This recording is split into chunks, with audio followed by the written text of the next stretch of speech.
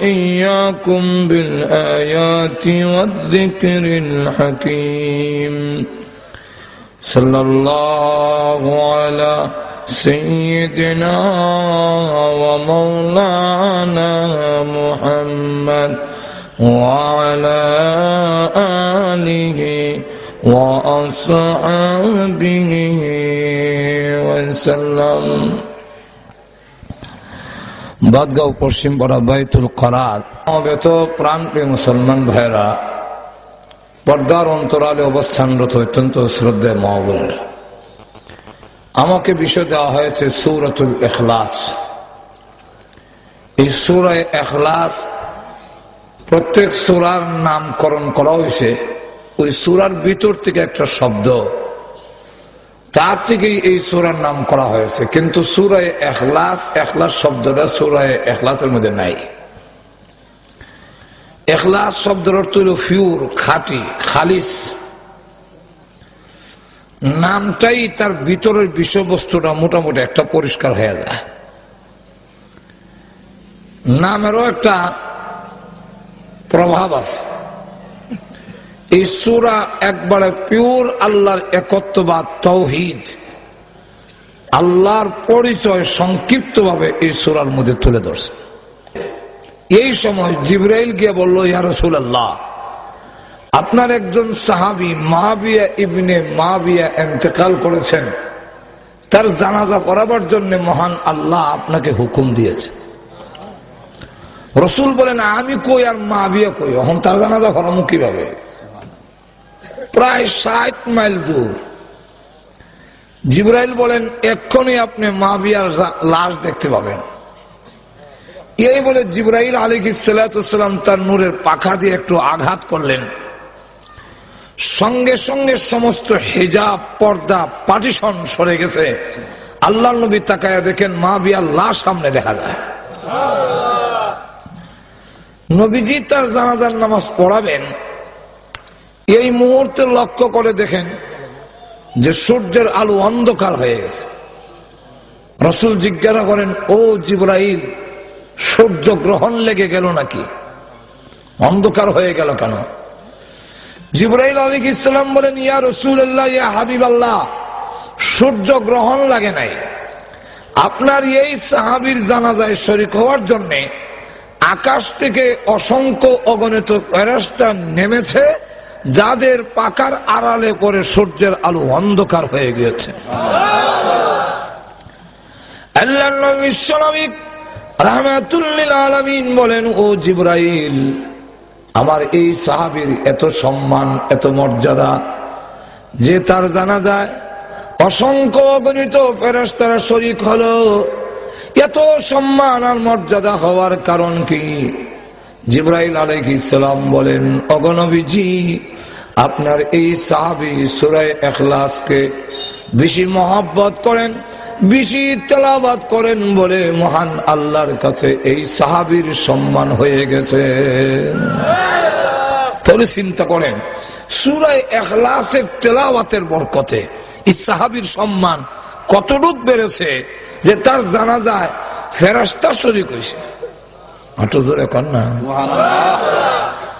আমাদের কোন লোকের জানাজায় যদি মন্ত্রী, এমপি, মিনিস্টার শরীক হয়, তখন যায় সময় একজন আরেকজনের মাথে, বেটারে আমরা চিন্তাম পারছি না, বা বেটার দাম আছে, দেখো কত মন্ত্রী আর এমপি হয়েছে। এমপি মন্ত্রী শরীক হইলে আমরা মনে করি তার সম্মান, আর আল্লাহর রহমতের ফেরেশতা যার জানাজায় শরীক হয়েছে তার সম্মান আর মর্যাদা কত বেশি। আল্লাহর নবী বিশ্বনবী রাহমাতুল লিল আলামিন, উনি বসে আছেন, ওনার কাছে জিবরাইল আলাইহিস সালাম বসা। এমন সময় একজন সাহাবী আসতেছেন, যার নাম হলো আবু যর গিফারি রাদিয়াল্লাহু আনহু। জিবরাইল বলেন, ইয়া রাসূলুল্লাহ, আপনার সাহাবী আবু যর গিফারি এসেছেন। রাসূল বলেন, ও জিবরাইল, আপনি কি আবু যর গিফারিকে চিনেন? জিবরাইল আলাইহিস সালাম বলেন, ওগো নবীজি, শুধু আমি নই, আসমানের যত ফেরেশতা আছে সকল ফেরেশতা আপনার এই সাহাবীকে চিনেন এবং সম্মান করেন। আল্লাহর নবী বিশ্বনবী রাহমাতুল লিল আলামিন বলেন, জিবরাইল আমার এই সাহাবীর এত সম্মান এত মর্যাদা যে ফেরেশতারা সকলেই তাকে চিনে। আমাদের বাদগাঁওই দেখা যায় একজন আরেকজনকে চিনে না। যেরকম ঠিক নেই, বাদগাঁওয়ে অনেক লোক আছে, এবারের বাড়ি যে বাদগাঁও এটা আপনি চিনবেন না। যেরকম ঠিক না। আর হযরত আবু যর গিফারীর কত সম্মান যে আসমানের সমস্ত ফেরেশতারা পর্যন্ত উনাকে চিনেন এবং উনাকে সম্মান করেন, ইজ্জত করেন। রাসূল বলেন, এত ইজ্জত সম্মান পিছনে কারণটা কি? তার কোন আমলের কারণে এত সম্মান? জিবরাইল আলাইহিস সালাম বলেন, ওগো নবীজি, আপনার এই সাহাবীর দুইটা কোয়ালিটি। এর মধ্যে একটা হলো তার ভিতরে কোনো অহংকার নাই, আত্মগরিমা নাই। দুই নম্বরটা হলো তিনি সূরা ইখলাস, কুল হুয়াল্লাহু সূরা বেশি বেশি পড়েন এবং এই সূরাকে মহব্বত করেন। এই কারণে আল্লাহর কাছে তার এত সম্মান, ফেরেশতার কাছে এত সম্মান। শুধু সূরা ইখলাস শুধু তা না, আল্লাহর নবী বলেন, সূরা ইখলাস যদি কেউ 3 বার তেলাওয়াত করিলা তাহলে তার আমলনামায় 30 পারা কোরআন খতম করলে যে সওয়াব হইতো সেই পরিমাণ সওয়াব তার আমলনামায় দিলায়। সূরা ইখলাসের ফজিলত এইভাবে বলতে গেলে আজকের সময় শেষ হবে, কিন্তু ছোট্ট একটি সূরা, তার ফজিলতের সীমা নাই। কেন? এই সূরার মধ্যে মহান আল্লাহর পরিচয় তুলে ধরেছেন। আল্লাহর একত্ববাদ, আল্লাহ যে এক, আল্লাহ যে অদ্বিতীয়, তার কোনো শরীক নাই, তার সমকক্ষ কেউ নাই। ঠিক না? তার সমকক্ষ আরো আছে? রাসূল কি আল্লাহ সমান? আমাদের সমাজে তো কিছু লোক নবীর আল্লাহ সমান নিয়ে বানাইতেছে। যেরকম ঠিক কিনা? আল্লাহর সমকক্ষ আর কেউ হতে পারে না। আল্লাহ যে সকলের ঊর্ধ্বে, সকলের খালেক, আল্লাহর পরিচয় এই সূরার মধ্যে তুলে ধরেছেন যে কোন নবী রাসূলও আল্লাহর সমান হতে পারে না। আমাদের মধ্যে যত গুণ আছে, যত কোয়ালিটি আছে, সবগুলো আল্লাহর দেওয়া। আর আল্লাহর যে গুণ আছে এটা কেউ দেওয়া নয়, আল্লাহর নিজস্ব। এখন ঠিক নেই? আচ্ছা যাক, এখন আসুন সূরাটার শানে নজুল বলি। কেন নাজিল করা হইল? শানে নজুলও অনেক লম্বা, তবে সংক্ষিপ্ত হইল।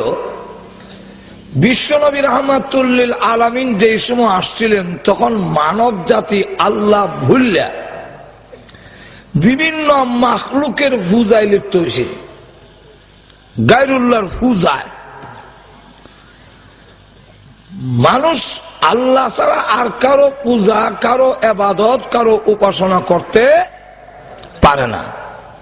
কিন্তু মানুষ হইয়া বিভিন্ন বস্তুর পূজা, এর মধ্যে একটা হইল মূর্তি। মূর্তির পূজায় লিপ্ত হয়ে গিয়েছে। তখন আল্লাহর রাসূল এই জাতির সামনে তুলে ধরলেন যে তোমরা বলো লা ইলাহা ইল্লাল্লাহ, আল্লাহ ছাড়া আর কোন মাবুদ,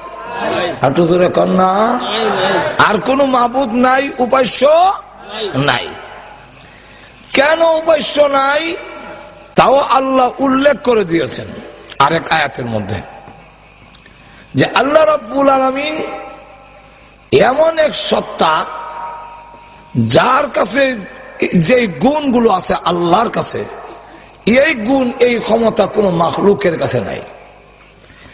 এর মধ্যে একটা হইল যে আল্লাহ যিনি হবেন, খোদা যিনি হবেন, উপাস্য যিনি হবেন, তার জন্য প্রথম নম্বর শর্ত হলো তিনি মরতে পারবেন না।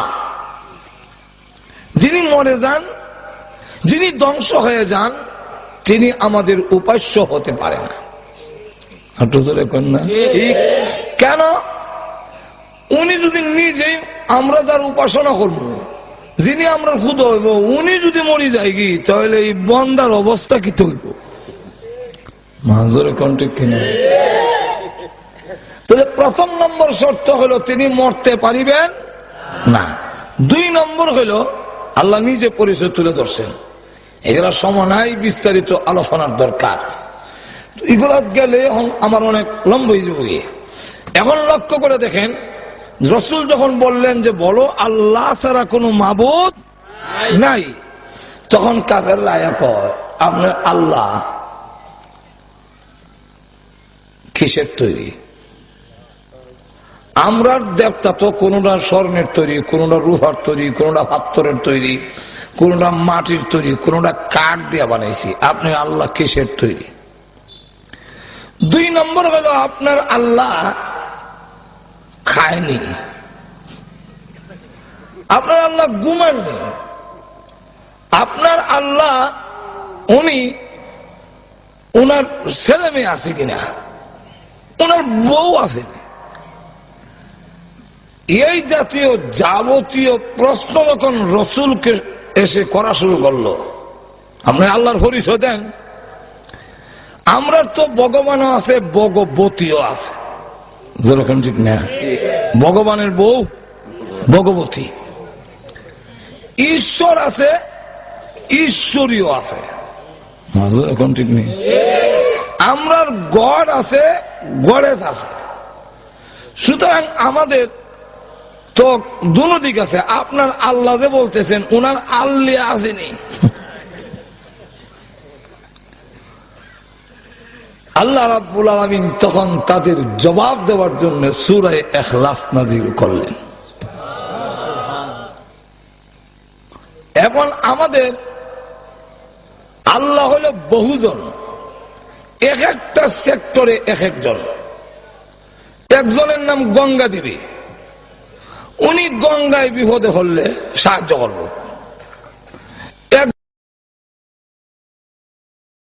একজন হলো শিক্ষা দেবী, শিক্ষা উৎকা লেখাপড়ার লেগে গেলে ওনার কাছে যাইতে। আরেকজন হইল লক্ষ্মী দেবী, ও লক্ষ্মীর থেকে ফিরাইবার লেগে লক্ষ্মী দেবী। এইভাবে এক একটা সেক্টরে এক একজন ফিট করিয়া শুধু কাবাগরের মধ্যে 360টা মূর্তি আছে, তারা 33 কোটি দেব দেবীর পূজারী। সকলে মিললেও তারা সমস্যার সমাধান করতে পারে না। কেমনে পারবো? এটা তো একটাও জিতা হই না, পারবো কেমনে? মূর্তিগুলো কি জিতা না মরা? আল্লাহ নিজে বলে আমওয়াতুন গায়রু আহইয়া,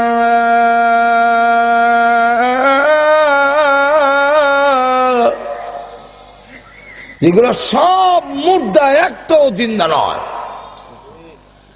ঠিক কিনা? বান্দা হইল জিন্দা, খুদা হইল মুর্দা। উল্টো হইছে না? যে পূজা করে হে জিন্দা না মরা, আর যেটা মূর্তি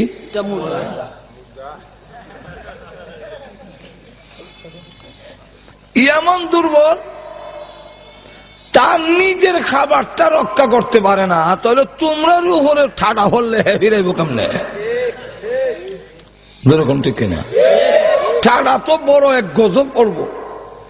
মাছি ডাইলে এটা একটু তাওয়া দিল, এটা চাটনি হয়ে যায়। যেরকম ঠিক নেই? আর সেই জায়গায় আল্লাহর গজব যখন আসবে, এটাকে ফিরাবে কেমনে? তোমারটা ফিরাইব দূরের কথা, হ্যাঁ নিজেরটা পারে না। মাছিয়ে খাওয়ান লয়ে যায়, সিরা, দই, মই, খই দেওয়া আছে সামনে, কলা, ডিম, এটা মাছিয়ে নেয়, তাও চুরি করে নেয় না, আওয়াজ দিয়ে নেয়। এমন না লুকাই নিছি খৈতারি না, আওয়াজ দেয়, মন ক্ষমতা থাকলে আটকাও। খাই আবার ফেট পড়ে যখন যায় কি, তখন আবার আওয়াজ দিয়ে মাছি যায়, ভন করে যায়।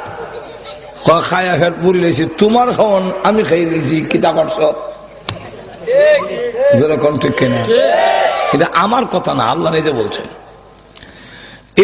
يَسْلُبْهُمُ الذُّبَابُ شَيْئًا لَا يَسْتَنقِذُوهُ مِنْهُ ضَعُفَ الطَّالِبُ وَالْمَطْلُوبُ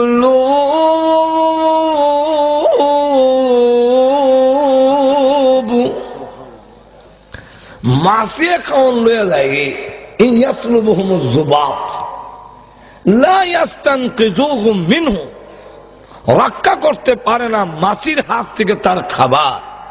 দউবাত তালিবু ওয়াল মাতলুব, যে কামনা বাসনা পেশ করে সে হইল তালেব, আর যার কাছে করে তার নাম মাতলুব। আল্লাহ বলেন দউবাত তালিবু ওয়াল মাতলুব, তুমি যেমন দুর্বল তাই তুমি সন্তান আর বিভিন্ন চাকরি নকরি শিক্ষা দীক্ষা চাচ্ছ তার কাছে, তুমি দুর্বল হইয়া তো এটা প্রমাণিত হইল যে তুমি দুর্বল। কিন্তু তুমি যার কাছে চাচ্ছ সে তো তোমার থেকে আরো 100 গুণ দুর্বল। দুর্বল না? তাহলে তোমারও রক্ষা করবো কেমনে? গজব থেকে। রসুলের সামনে একবার আইসে মূর্তি একটা বগল তুলে তুলে, রসুল জিগা এটা কি চা? কই না আমার দেবতা, এটা আমার ভগবান। তুই তার একটা হাত ভাঙ্গা কেন? কইটা আমি বেরিয়ে ভাঙছি। কেমন ক্ষুদা চিন্তা করে বন্দা বেরিয়ে হাত ভাঙ্গিলায়। আর আমাদের আল্লাহ এমন আল্লাহ, আল্লাহ পরিচয় তুলে ধরছেন আমি দুর্বল নই, যেরকম ঠিক না। সকলের কাছ থেকে বদলা গ্রহণ করার ক্ষমতা আমি আল্লাহর আছে, যেরকম আছে কি নাই।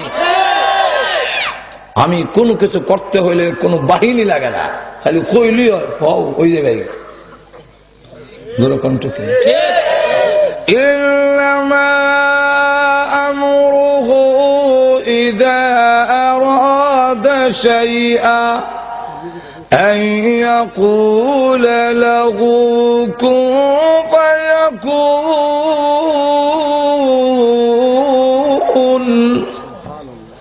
আল্লাহ রাব্বুল আলামিন বলেন যে আমি কোনো কিছু করার ইচ্ছা করলে খালি কইলি হয় ওই যাবে কি সব, যেরকম ঠিক কিনা। জায়গা হইতেছে না মেহরবানি কইরা একটু আগাইলে আরেক বাইরে যদি মজলিসে জায়গা দেন, আল্লাহ বলেন আমি তোমাদের জায়গা বড় করে দিব। সুতরাং আপনারা চাইননি বেহেশত হাসরের মাঠে জায়গা বড় হোক, এটা চাইননি আপনারা? তো চাইলে জায়গা লড়েন, যে লড়তো না বোঝা যায় হে চায় না। এই জন্য যারা যারা চায় যে হাসরের মাঠে পরকালে আমার জায়গা বড় হোক, ওই লড়বো লড়া দেবো, লড়া দিতেইব। জায়গা না থাকলেও আপনি লড়া দেন ভাইয়েরা আমার। তাহলে এখন আসুন লক্ষ্য করে দেখেন, আল্লাহ রাব্বুল আলামিন তিনি দেখা দিয়েছেন যে বেশি বড় জিনিস লাগে না আমার বিরুদ্ধে যারা যায়। নমরুদ আমার বিরুদ্ধে ছিল, বড় বাহিনী ব্যবহার করছি না, খালি মশা ছাড়ি দিয়েছি, মশা। যেরকম ঠিক কিনা?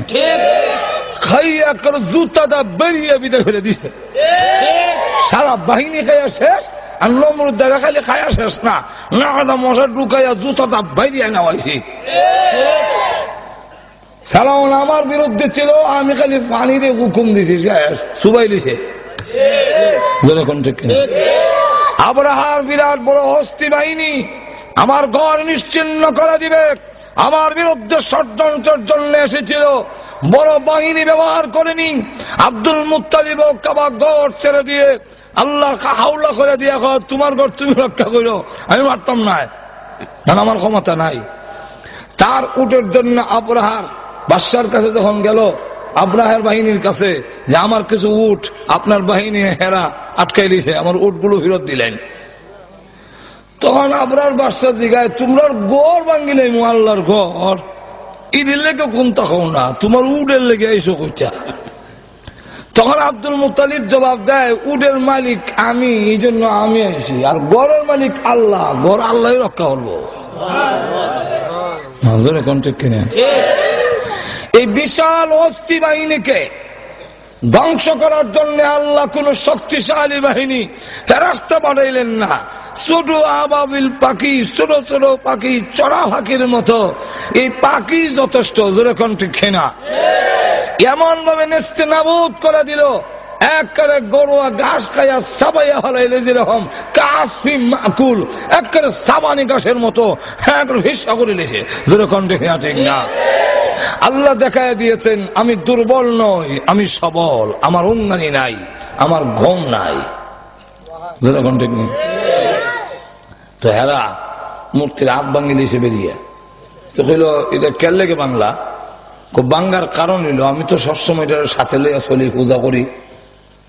তো একদিন ফেসাবে ধরছে, ভাবলাম এটার সাথে লইয়া কেমনে ফেসাব করতাম। এর লেগে গাছের সাথে ধাক্কা দিয়ে হয়ে গেছে, কারণ হ্যাঁ তো নিজে নিজে হারাইতে পারে না। চিন্তা করেন কেমন পাগল। এখন ঠিক মানুষের যখন নাকি মূল হক থেকে সত্য জিনিস থেকে সরে যায় তখন তার জ্ঞানের মধ্যে পর্দা ভরে যায়, কি সে হক আর বুঝে না। আমরা দেশে এই সহজ কথাটা বুঝে না যে নবী যেদিন দুনিয়াতে আইলেন এদিন তো বিদায় হইলেন। সুতরাং রসুলের বিদায়ের তারিখে যে আনন্দ মিছিল হইতে পারে না, কেউর বিদায়ের তারিখে আনন্দ হতে পারে না, এটা দুঃখ হতে পারে। কারণ মহব্বতের জিনিস যদি হয় আর মহব্বতের যে হয় তার মৃত্যুর তারিখে কোনো আনন্দ করতে পারে না। এই সহজ জিনিসটা ওরা বুঝে না। এরা নবীজির বিদায়ের তারিখে আনন্দ মিছিল দিয়া আর নিজের গর্বের সাথে খায়। যেরকম ঠিক কিনা? কেন বুঝে না? যখন বাতিল হয়ে যায়, ভুল হতে রওনা হয়, তখন হক পথ দেখে না, পর্দা ভরে যায় গিয়ে। হক দেখেই না। এটা আমার কথা না, আল্লাহ কোরআনে বলছেন। এরা বুঝাইলে দেখে না কেন? হক বুঝে না কেন? সব বুঝে। আল্লাহ বলেন ختم الله على قلوبهم وعلى سمعهم وعلى أبصارهم غشاوة। আল্লাহ রাব্বুল আলামিন বলেন যে তারা চোখের সামনে ওয়ালা আবসারিহিম গিশাওয়া, পর্দা পড়ে যায়। এরা আর হক জিনিস وجعلنا من بين أيديهم سدا ومن خلفهم سدا فأغشيناهم فهم لا يبصرون। তার অবস্থা কি হয়? ওয়াজআলনা মিন বাইনি আইদিহিম সাদ্দা, তারা সামনে দেওয়াল, ওয়া মিন খালফিহিম সাদ্দা, পিছনের দিকেও তারা দেওয়াল। ফাগশাইনাহুম, তাকে বেষ্টন করে ফেলেছে বাতিলের পর্দায়, এমন ভাবে তাকে না হকের পর্দায় বেষ্টন করে ফেলেছে। ফাগশাইনাহুম ফাহুম লা ইউবসিরুন, এরা আর সত্য জিনিস দেখে না, দেখে না যে এরকম না। ফাগশাইনাহুম ফাহুম লা ইউবসিরুন, আল্লাহ বলেন দেখে না। তো দেখে না বলতে এবার বউ কি দেখে না, এবার ব্যবসা বাণিজ্য দেখে না, এবার হুয়াহুরি দেখে না, সমস্ত দেখতেছে। দেখে না কেমনে? আগশাইনাহুম ফাহুম লা ইউবসিরুন, এই লা ইউবসিরুনের অর্থ হইল এরা সত্য জিনিস আর দেখে না। যাক, এখন ভাবতর দিয়ে করছে কি তা মূর্তিটারে আমি বাংছি বেলা খেল লাগে খারাপ হলে তুই আর আমি পেশাব করি দূরে, হঠাৎ করে দেখি আওয়াজ হইতেছে, পেশাবের আওয়াজ পিছিয়ে দিয়া শ্বাসা ডাকতেছে। চাইলাম দেখি কুকুরের নিয়ম হইল যেখানে উষা দেখবো এখানে এক সরাক ছেড়ে দিয়ে দেবে। লক্ষ্য করে দেখেন কুতো ধরে ধরে রাস্তাটা যায়, আর যেমনি গাছ দেয় তেমনি উঙ্গে উঙ্গে আবার ধরে যায়। আবার গিয়ে যখন খেরের টাল দেখছে, তো টালটা দেখে দেখে উষা, এমনি আবার নাকদঙ্গে আবার সারে। জায়গা জায়গায় এখানে 100 রাখ, এখানে 150 রাখ, এখানে 200 রাখ, জায়গা জায়গায় সরাক ছেড়ে যায়। এখন হয়েছে কি তালার অবস্থা হইল এরকম, এরা ওই কুকুরটা পেশাব করতেছে তার মূর্তির মুখ, এমনি পেশাব তুই দৌড় দিছে। ও ভগবান, ও ভগবান, দূর কও, দূর কও, তোমার মুখ মুচাইতেছে। দূর কইল না, এমন রাগ উঠছে সে বাইরে হাত ভাঙিলিস। তো এই জাতির সামনে আল্লাহ রসুল যখন দৌড়ে তুললেন তখন তারা কয় যে আপনার আল্লাহ খায় কি, খায় ঘুমায়নি, কিসের তৈরি, কয়জন, একজন না অনেকজন। রোজে আল্লাহ তখন আয়াত সূরা নাযিল করে বলেন, কুল হুয়াল্লাহু আহাদ, হে রাসূল আপনি বলুন, কুল হুয়াল্লাহু আহাদ, আমার আল্লাহ আহাদ, অদ্বিতীয়, একক। আহাদ শব্দের অর্থ ওয়ান। আমরা ওয়ান টু যে এই ওয়ান না, এক না, এক আরবিতে বলা হয় ওয়াহেদ। আল্লাহ কুল হু আল্লাহু ওয়াহেদ কইছে না, কইছে কুল হু আল্লাহু আহাদ। আহাদ কইলেন কেন? ওয়াহেদ কইতে আছেন আল্লাহ এক, এক কইছেন না কেন? এক কইলেই বোঝা যায় দুই আছে। কন্যা ওয়াহেদ কইলই সানি আছে। ঘুমাই গেছেন গা, আমি কেমনে কইমু? এক কইলই একজনে বুঝে যে একের হরে দুই আছে। যদি কেউ আরবিতে কয় ওয়াহেদ তো বুঝবো ওয়াহেদের বলে সানি আছে। ইংরেজিতে কয় ওয়ান তো ওয়ান কইলে টু আছে। যেরকম ঠিক কিনা?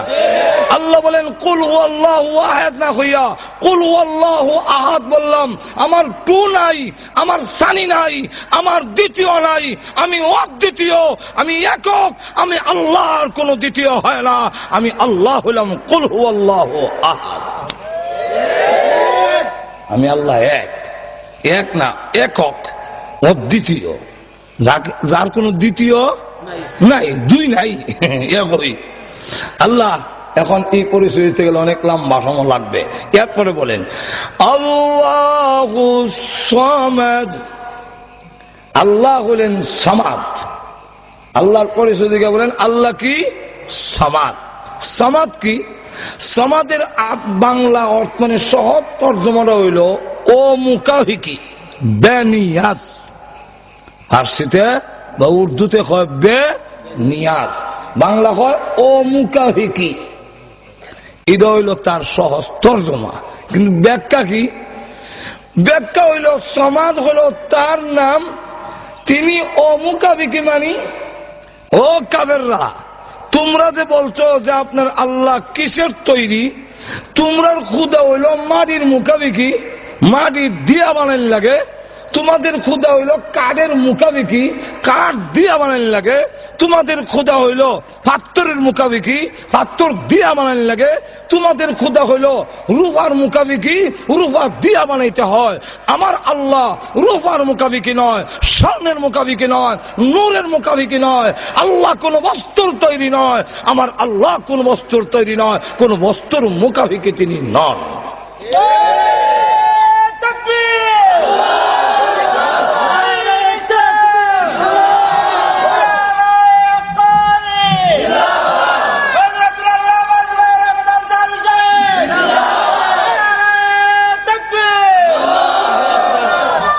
দুই নম্বর হলো কুল হুয়াল্লাহু আহাদ আল্লাহুস সামাদ। আল্লাহ হলেন সামাদ মানে অমুকাফিকি। তোমাদের মূর্তি হইল এটা হইল এমনি মরা, আর এটা ছাড়া যেগুলার গুম আছে, অন্য কোন বস্তুকে যদি করো তাহলে সে গুমায়, সে মরে থাকে। কিন্তু আল্লাহ গুমের নন, তিনি মরে থাকেন না, তিনি সবসময় জিন্দা, তিনি উঙ্গান না, তিনি ঘুমান না। কারণ যিনি খোদা হবেন, যিনি অবশ্য হবেন, উনি যদি ঘুমায়া থাকে, ওনার বান্দা যারা হবে বিপদ আপদে কাকে ডাকবে? তিনি তো ঘুমাইয়া আছেন। আল্লাহ বলেন তাই 24 ঘন্টা আমার বান্দার কথাগুলো শোনার জন্যে, বিপদ আপদ দেখার জন্যে 24 ঘন্টা জাগ্রত, একটা মিনিটের জন্য আল্লাহ ঘুমান না। কোন সময় তুমি কোন বিপদে পড়ে ডাক দিবে? আমি ঘুমাই তাহলে আল্লাহ ও আল্লাহ বন্দাকে শুনলে বিপদ হইয়া।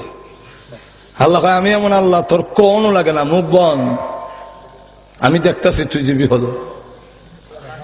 কন্যা অন্তর থেকে কস আমি শুনতাছি, কোন লাগে না। একটা হাতরের ভিতরে ভাঙ্গা দেখে একটা পোকা, পোকার মুখের কাছে একটা ঘাস দেওয়া, পোকা কইছেও না। আল্লাহ এই ফুকটা যে হাত তৈরি দিচ্ছে এর যে খাওয়ান লাগবো আমি দেখতেছি সাউনের আগে হোসাই দিছি হাত তৈরি দিতে আবার গাছ উঠিনি আল্লাহ গাছ তুলে দিয়ে রাখছে খা তোর খাওয়ান দিয়ে রাখছে তার নাম হইল আরো যখন তার নাম কি আল্লাহু আকবার। কোন এটার ব্যাখ্যা দিতে গেলে কয়েকদিন লাগবে। 3 নম্বর হইল কুল হুয়াল্লাহু আহাদ আল্লাহুস সামাদ। আল্লাহ সামাদ অর্থাৎ আল্লাহ অমুখাবিকি বেনিয়াজ। এর অর্থ হইল আল্লাহর কোন কাজের মধ্যে ত্রুটি নাই, তার কোন কাজে ত্রুটি নাই, তার নাম সামাদ। একটু ধরে কোন প্রত্যেকের কাজের মধ্যে ত্রুটি আছে। এই টেবিল বানাইলে আরেক মিস্ত্রি দেখাইলে না ভুল বের হলো, যেরকম ঠিক নেই। গড় বানাইয়া যে কোনো মিস্ত্রি না দেখাইবেন হলে এখানে বিম দেয়া বেয়া হয়েছে। আমার পরীক্ষিত বালা মিস্ত্রি দিয়া বানাই আর করে আনলাম এই বেলা হয় কেন বলে অসুবিধা মাজরে কণ্ঠে। আর আল্লাহ বলেন মা তারা ফি খালকির রহমানি মিন তাফাউত ফারজি'ল বাসারা হাল তারা মিন ফুতুর। তাকা, আমার কোন সৃষ্টির মধ্যে ভুল নাই, ত্রুটি ধরার ক্ষমতা নাই। ব্যক্ত হয়ে তোমার দৃষ্টি ফিরে আসবে। ফারজি'ল বাসারা, তোমার চোখ ফিরে কইব খাসিআন ওয়া হুয়া হাসির, আমি ক্লান্ত, আমি পরিশ্রান্ত, আমি ব্যর্থ হইলাম। আল্লাহর সৃষ্টির মধ্যে কোনো ভুল ধরতে পারলাম না। কোন ভুল নাই। এখন আসুন, নিউটন নামে একজন বড় দার্শনিক, হ্যাঁ বট গাছের তলে বই রয়েছে, ফাঁসের তরমুজ ক্ষেত। গড, তোমার না সৃষ্টির ভুল নাই? এই যে আছে এত বিশাল বট গাছ, গোটা ছোট, গাছের সাথে ফলের মিল নাই, ভুল ধরছি। তরমুজ গাছের লত চিকন, আর এত বড় 5 কেজি তরমুজ, লতের সাথে ফলের মিল নাই, কি মনেছ? কথা বলছে এমন সে তরমুজ গাছে যদি বটের গুটা দিতা আর তরমুজ যদি বট গাছ হইতো, গাছে আর ফলে গিয়ে একটা সামঞ্জস্য, এটা তো কোনো মিল নাই। আল্লাহ মিল করি করছি, তোর ভুল এখনই ভাঙি যাবি। এই যে সাহেব কইতাছে বটের গুটা ফাঁকি রাখা, একটা গুটার মধ্যে যেমনি ধাক্কা দিছে এমনি গুটার নাকটা পড়ছে। এমনি বট তুমি জানলা করছে এমনি ভালো, আমার তো ভুল কেন বলে আমার কথা মতো যদি তরমুজ লটকাই দিতা বট গেছে, এখন যেভাবে বটের গুটাটা পড়ছিল না, যদি তরমুজটা পড়তো তাহলে আমার জন্ম এখানে শেষ আছে। যেরকম ঠিক কিনা? তাই ঘর তোমার আসলে ত্রুটি নেই, তুমি তো বুঝি লাগাইছো, আমরলে লাগাই দিলাম হইলে তরমুজ নিয়ে ফিট করে দিলাম কেন? আর মানুষের তালু থইলে কত মানুষ মরল হইলে, যেরকম ঠিক না? ঠিক না? আরেকবার আল্লাহ নৌকাত বইয়া যায়, জায়গা নাই, এমন ভিড়, আল্লাহ হর জোড়া জোড়ার মধ্যে এইভাবে কবজা না লাগাইয়া আলাদা দরজার মধ্যে যে কবজা লাগায়, এইভাবে স্কুপ যদি নাট বাইরে থাকতো, খুললে ফাউডে বেগত হইতাম, জায়গাও কম লাগতো, আর লাম্বার আগে আবার লাগাইয়া লামিয়ে দিতাম গি। আল্লাহ রাখ, আমার সৃষ্টির মধ্যে ভুল ধরতে গেছো, যা তো সৃষ্টির মধ্যে ভুল ধরতে গিয়া নৌকাটা মাঝখানে গিয়ে ডুবে গেছে, বিলের মাঝখানে গিয়া। এখন তো নৌকা ডুববার সাতটায় সত্রাইয়া যে কইছিল এও কোন রকমে হেরো আল্লাহ মরতে দিছে না, কারণ হে তো কইয়া যাইত, মরি গেল কথা জানি শিক্ষা হয়ে তো কইতো হয়ে গেছে, এর লেগে কইবার লেগিয়া হের সাতটায় দেখে হের জুতা গেছে একদিকে, ছাতা গেছে একদিকে, হের ব্যাগ গেছে গিয়ে একদিকে, এমনকি সাঁতারতে হের ফরনের লঙ্গি খুললে গেছে কি। এখন ভাড়ের কাছে আয়া কোন আল্লাহ আমি মাফ চাই, তুমি যেমন করছো এমনি বালা, আমার কথা মতে নাট বল্টু যদি বাইরে থাকতো আর খুললে ব্যাগের মধ্যে হাওয়া তৈতাম, এখন আমার ব্যাগ